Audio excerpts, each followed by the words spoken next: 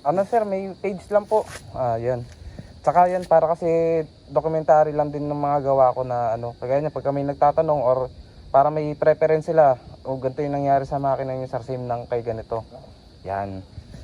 Tsaka nga malaman nila na legal ka. Ay, salamat sir. Opo. Hindi, oo. Hindi kasi ang dami scammer eh. Opo. Oo, Yan. yun. Bali ito, yan.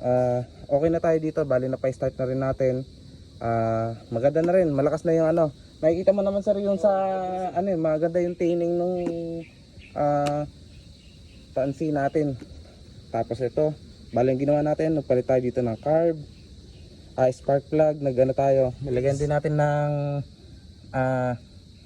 tinanggalan natin tong nilagay na ano na wire. Yan. Tapos dito meron lang tayo napansin ginagawa nila rito. Ito kahit bago yung carburetor kasi pinagawa na pala nila to. Ang problema yung sa operator error pinapatay niya kasi to.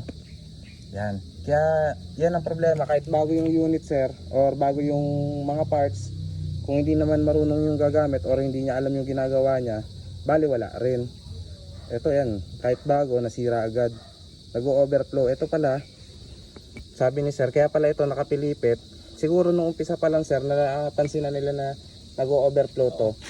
So ngayon, ginawa nila ng paraan, inipit lang nila. Para kahit mag-overflow, wala kang makikitang tumatapon.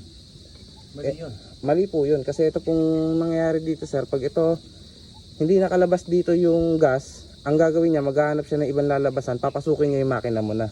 Dito na siya dadaan. Yan. So ngayon, ito na yung ano natin, yan, yung silbi niyan. Ngayon, pag may tumuturo sa overflow, ano dapat gawin? Pwede natin siyang ano, katukin lang to sir. Ito, kung mapapansin mo, wala nang umaalog. Nag-stack up na yan sir. Yan. Dapat meron yung umaalog sa loob, yung pinaka plastic part niya. Yan, yung floater.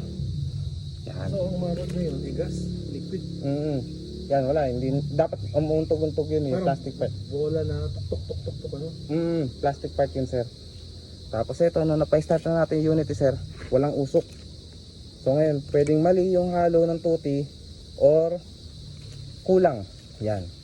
O kaya minsan nagkakamali sa pagmimix. Dinidirect doon, hindi nila minimix na inaalog.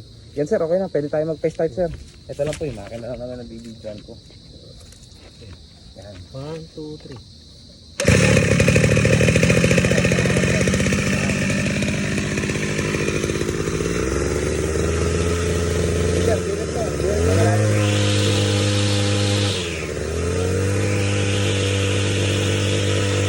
Meron pa yung ibibirit sir, mas malalim pa. Sige, dali lang po.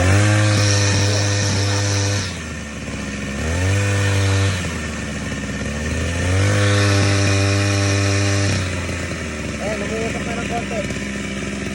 Ayan sir, lipat na po rito. Wala. Tama sir, may umuusap na yung mayalabas. Kung para kanina na wala, ayun, ikaw po yung tingnan.